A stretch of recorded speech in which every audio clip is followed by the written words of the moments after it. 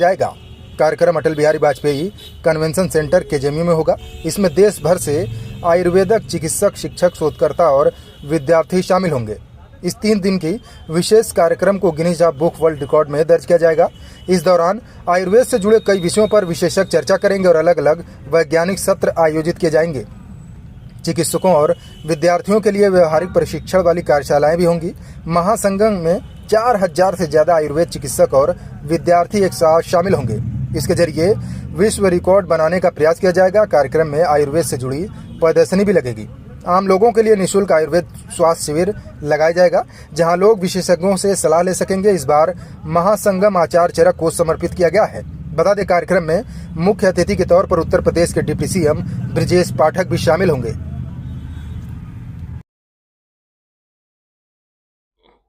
Sir mic मत लीजिए, ऐसे बोलिए। ऑडियो से इको करेगी ना, थोड़ा सा आगे आ जाइए, शेयर कर लीजिए आप। इंट्रोडक्शन। आज की जो ये प्रेस कॉन्फ्रेंस है उसका नाम है आयुर्वेद महासंगम 2026। आगाज फाउंडेशन और वैद्य विद्यापीठ, ये 2 संस्थाओं ने साथ में मिलके, हमारे सामने दोनों संस्था के प्रतिनिधि है, एक बहुत बड़ा आयोजन किया है। आज तक हम जो आयुर्वेद की कॉन्फ्रेंस होती थी, जो लेक्चर्स होते थे, तो छोटे छोटे समूहों में होते थे।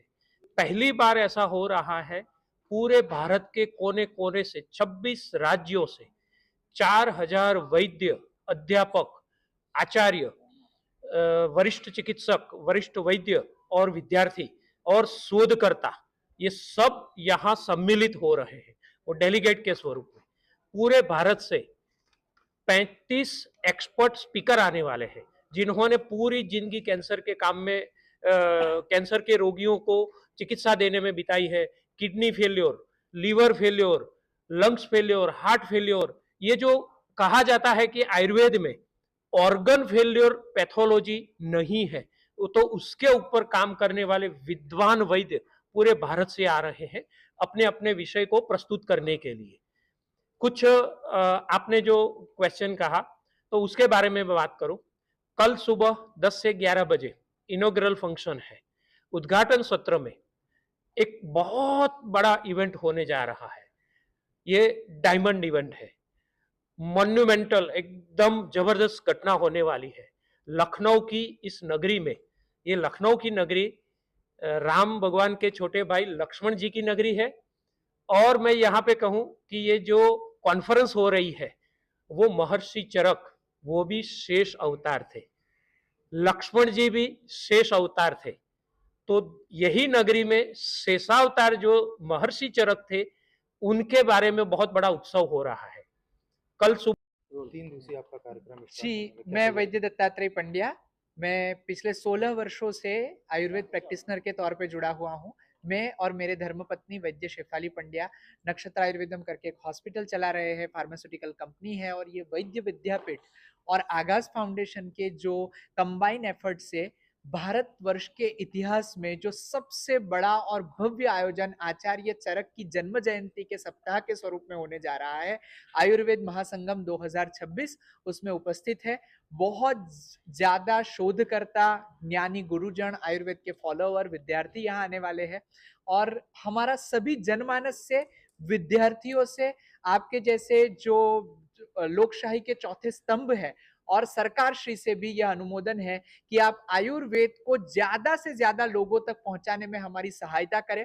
हम ये जो पूरा उपक्रम कर रहे हैं, सर ने उसका पूरा डिटेल आपको बताया है, पर वो डिटेल तभी सार्थक होगा जब एक एक मानस तक ये बात पहुंचे। और आप वो कार्य कर सकते हैं, जो हमारी खुशबू है वो आपकी हवा द्वारा ही लोगों तक पहुंच सकती है। तो उसको आप अवश्य पहुंचाएं, ताकि लोकमानस में और सरकार में, दोनों में जागृति पनपे।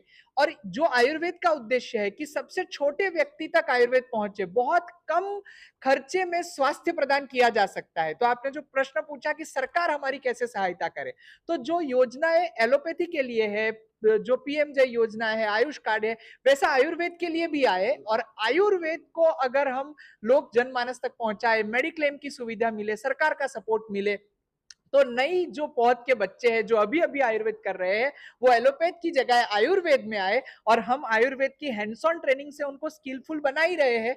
ऐसे सेमिनार से हम तो जो वैद्य इतने वर्षों से आचार्य चरक के चरणों में समर्पित है वो तो कार्य कर ही रहे हैं, पर सरकार द्वारा, आप लोगों द्वारा, जनमानस द्वारा जो नए बीएमएस बच्चे हैं वो भी हर एक जो लखनऊ का कोना है वहां पे आयुर्वेद का क्लिनिक खुले, शुद्ध आयुर्वेद चिकित्सा पूरे बल और पूरे मन के साथ हर एक व्यक्ति को मिले, यही इसका उद्देश्य है। आयुर्वेद को अल्टरनेट पे रखा जाता है, क्या आशा करती हैं कि और आगे सरकार से क्या चाहती हैं कि उसको जो है फर्स्ट प्रायोरिटी में लाया जाए? जी, ये डिपेंड करता है, जो आपका सवाल है कि आयुर्वेद को हमेशा सेकेंडरी देखा जाता है। फर्स्ट प्रायोरिटी पे पहले ऐसा ही होता है कि लोग एलोपैथिक डॉक्टर्स के पास ही जाते हैं। उसके लिए सबसे ज़्यादा ज़रूरी ये है कि जैसे मेरे वरिष्ठ गुरुजनों ने बताया कि ज़्यादा से ज़्यादा आयुर्वेद के लिए भी फंड रेज़ किया जाए, जिस पे सरकार का ध्यान हो और उसके साथ आयुर्वेद में एक जो जनमानस में फैला हुआ है कि आयुर्वेदिक मेडिसिन्स लोक भोग्य नहीं है, यानी बहुत ज़्यादा मात्रा में चूर्ण दिए जाते हैं या फिर काढ़े दिए जाते हैं, काढ़े को घर पे जाके आपको बनाना है।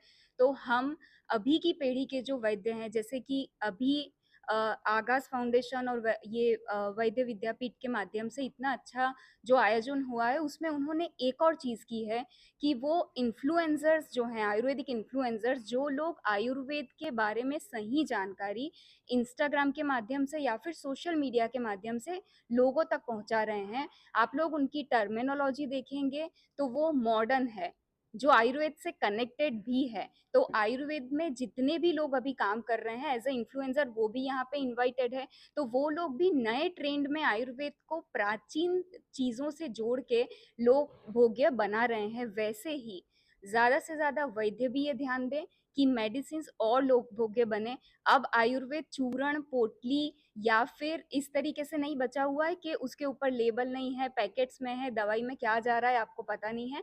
नए पैकेजिंग के साथ में योग्य तरीके से दवाइयाँ लोगों तक पहुँचे और इस काम में सरकार वैद्यों को मदद करे, फार्मास्यूटिकल कंपनीज़ को मदद करे, ये बहुत ज़रूरी है। Thank you.